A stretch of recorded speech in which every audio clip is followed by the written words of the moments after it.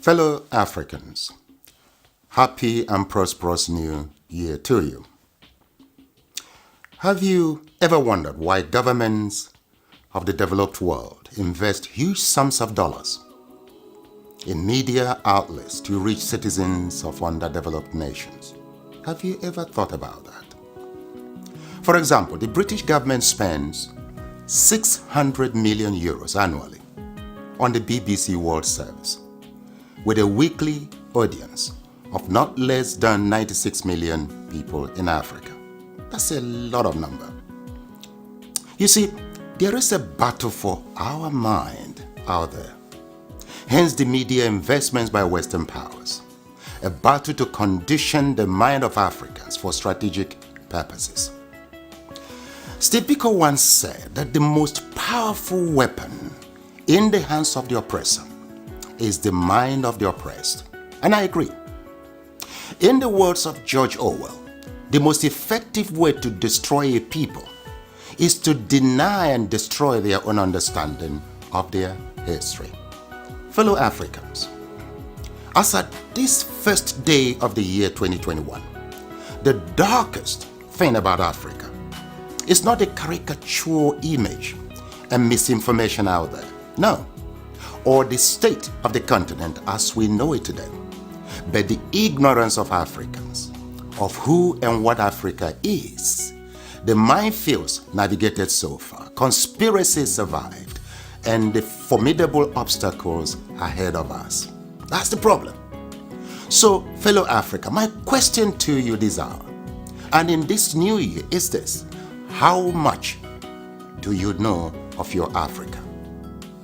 You see, for centuries, strategies have been deployed to manipulate and brainwash Africans, corrupt our understanding of ourselves, our reality, and the world, and implant in us a flawed notion of inferiority and little value adding in the world.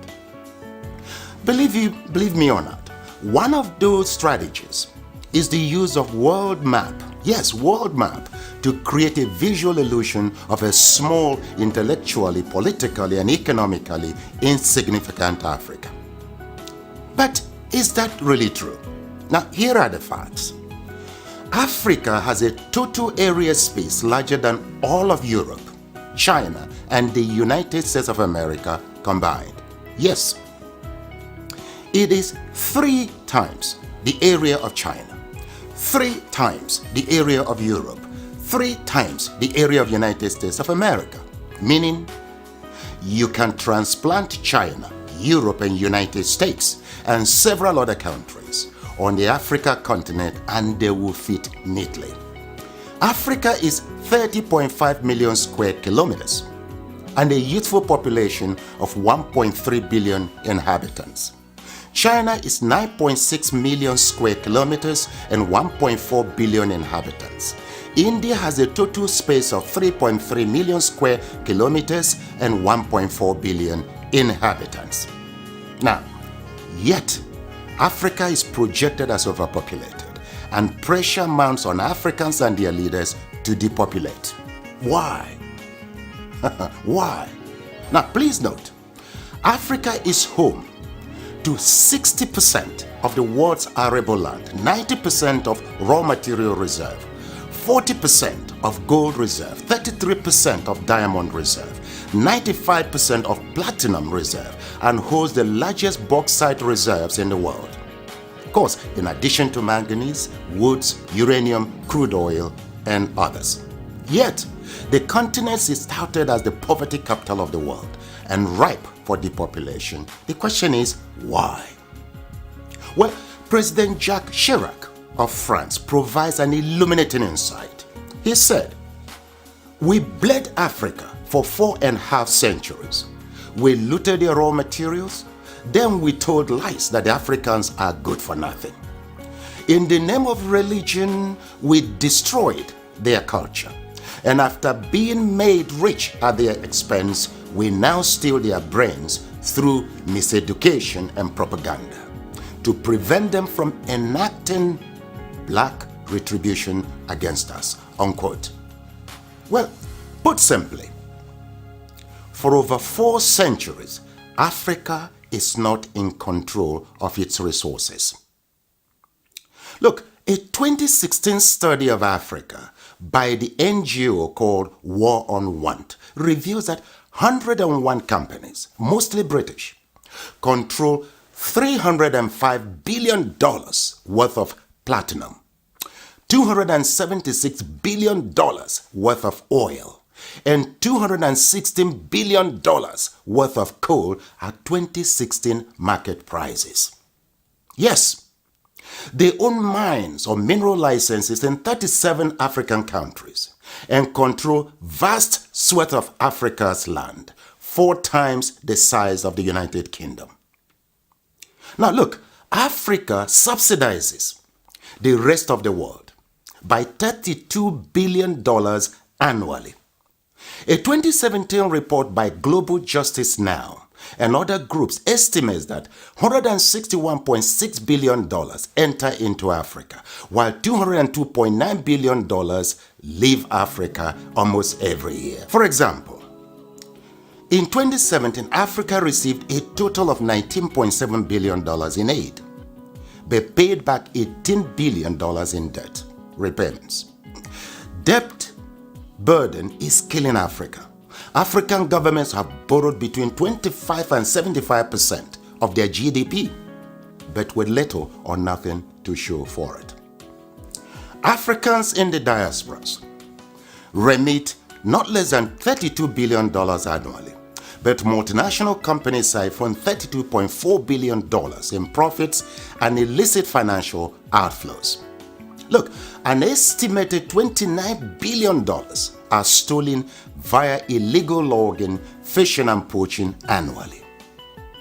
How can any continent, country or people accumulate and sustain wealth, growth and prosperity with such statistics? That's a great question. Well, look, hopefully, now you know your Africa better.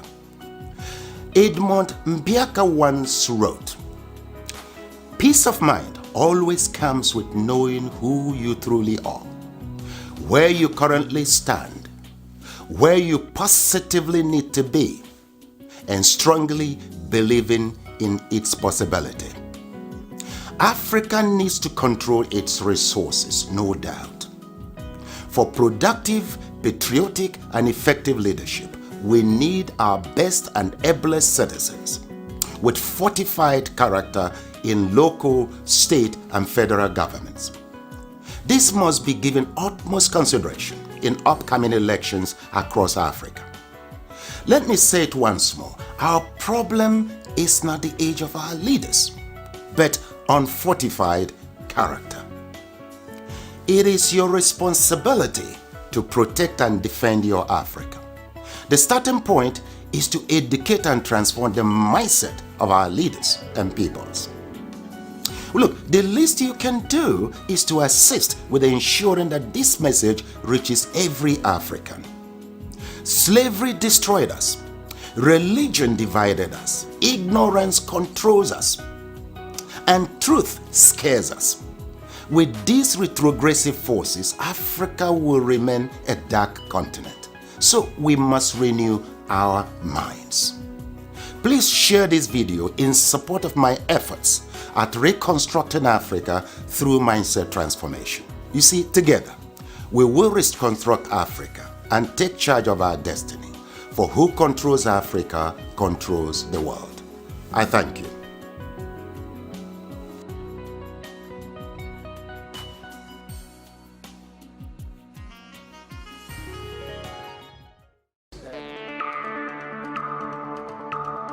Channel 1 News. I am Arsenal Channel 3. This is AVI Channel 1 Accent, where we address facts, questions. Abandon our brother Nnamdi Kanu. I'm a Biafran by indigenation. Biafra, so we can never deny our ancestors.